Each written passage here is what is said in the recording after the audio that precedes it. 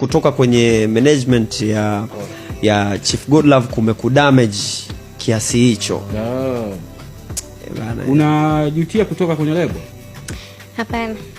Mligombana kwenye kutoka au ilikuwaje? Hatukugombana, ni mimi tu niliomba. Uliomba kutoka? Yes. Baada ya kuona nini?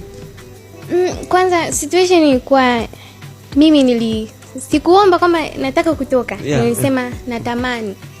Okay. Natamani kutoka. Ulimwambia mwenyewe? Tuko tu tuna conversation ambayo tuko tunaongea, then akaniambia mbona kwa mambo unayoongea ni kama unataka kujisimamia mwenyewe. Nikamwambia hapana, ila natamani kutoka. Baada ya hivyo conversation gani? Kama unafunguka nasikia huko tufunguke mpaka mwisho. Let's go. Conversation gani ambazo mko mnaongea? Na mlikuwa mna mkataba, mlikuwa na hapana, tulikuwa na mkataba wote. Bado nilikuwa sija sign. Lakini mpaka ikatokea situation nilikuwa hospitali. Mimi baada ya kufika huko niliumwa. Okay. Baada ya kuumwa nikawa hospitali, nimelazwa. So nilianguka tu ghafla, yani nikopo tu ni ghafla, yani sielewi na umwani. Kutokea wapi? Yani nikopo nipo na rafiki yangu. Yani baada ya kufika Dar. Baada ya kufika Dar. Ulikuwa unatokea wapi? Kenya. Kipindi kile mvenda Kenya. Umerudi? Nimerudi. So nikaa nimeanguka, afu mtu pekee ambaye alikuwa ni wa kutusaidia hapo ni baba. Simu yangu, baba yani Chief Godlove. Simu yangu mimi ili ufungue ni unaweka tu fingerprint. Kwa rafiki yangu akawa amechukua simu kaniweka hivi kidole, kafungua, kamtafuta. Baada ya kumtafuta akawa amemjibu.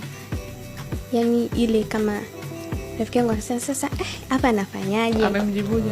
Alikuwa tu amemjibu jibu ambalo sio sawa. Kwa akabidi ahangaike yeye aone tunafanyaje ili alipe pesa ya pale hospitali.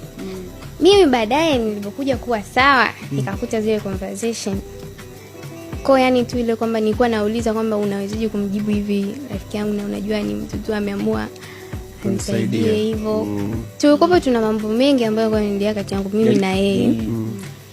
Sasa vile kujibishana vile kwamba kwa nini umefanya hivyo nini ndo akaniuliza mbona kwa haya mambo unayoongea kama unataka kujisimamia mwenyewe. Nikamwambia ndio natamani.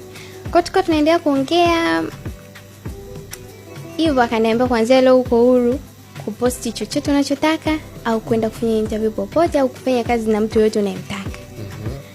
So nikamwambia sasa nitafanyaje hivyo wakati akaunti zangu zote unazo wewe? Mimi nitaposti nini au nitafanyaje? Taanzia. Akaniambia wewe si umeamua kutoka maana yake unajiweza. Sawa. Aliniambia hivyo, mimi nikajua tu kwa sababu namjua babangu. Nikajua hapa hatutoelewana endapo yeye atakuwa na hizi account. Mimi account zangu zote alinikuta nimefungua mwenyewe.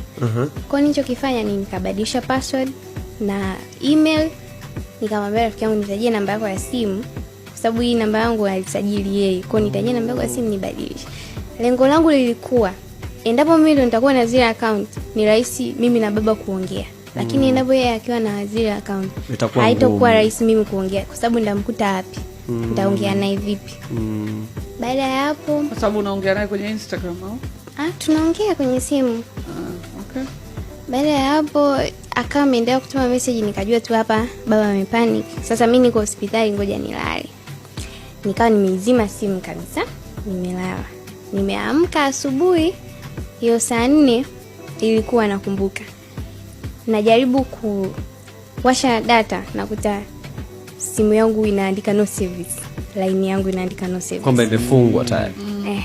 Nikajaribu kuingia hivi labda bando sina au ni mtandao tu unasumbua mtandao wa simu yangu lakini wapi. So nikamwambia rafiki yangu hebu ni hotspot.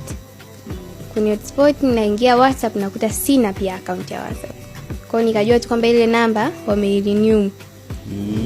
Ipo huko. Kwa baada ya hapo naingia mtandaoni nakutana na taarifa ya kwamba haupo tena kwenye lebo. Haupo tena kwenye lebo, hatumsimamii tena. Sikuwa kwenye lebo of course. Hatumsimamii tena Pipi George. Okay. Kwa yani ndio yuko hivyo. Baba wako alisema kwamba naomba nikurudishe kwenye story.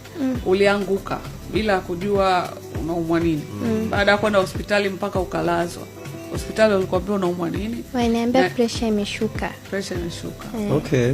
Na ulilazwa siku ngapi hospitali? Siku 2 tu. Okay. sababu ni pressure. Umekuwa na shida ya pressure kushuka maybe before? Hapana. Kwani Nairobi kulitokea nini mpaka pressure ikaja kushuka dada? Nairobi kwa kweli yametokea mengi. Nikikumbuka baba alisema kwamba yote yaliyotokea ni kati yangu mimi na yeye. Kwa mimi pia siwezi kuyaongelea kwa sababu ya Mambo gani? Mambo gani? yametokea mambo mengi. Lakini ndio hivyo. Nikabidi mimi nirudi.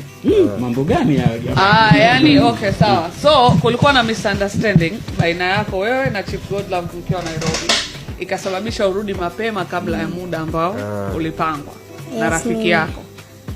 Mimi nikamwomba kwa naomba nirudi. Nilikuwa mwenyewe. Ulikuwa mwenyewe? Mlifikia apartment moja? Hapana, tulikuwa tuna kazi tofauti. Okay. Ikabidi urudi na ndo ukaa na rafiki yako Dar es Salaam. Ulirudi kwa ndege, kwa gari? Kwa gari. Kwa njia zako mwenyewe ama usafiri alilipia yeye? Alilipia. Alikusaidia usafiri ili urudi. Baada ya kufika Dar ukaanguka. Na baada ya kufika Dar siku ya pili ukaanguka. Na katika kutegemea msaada wake kifedha, hospitali hakutoa msaada huo. Haikuwa kifedha, ilikuwa ni kumpa taarifa kwamba bibi hayuko sawa. Ndio jibu lililotoka, alikuwa sawa pia. Okay.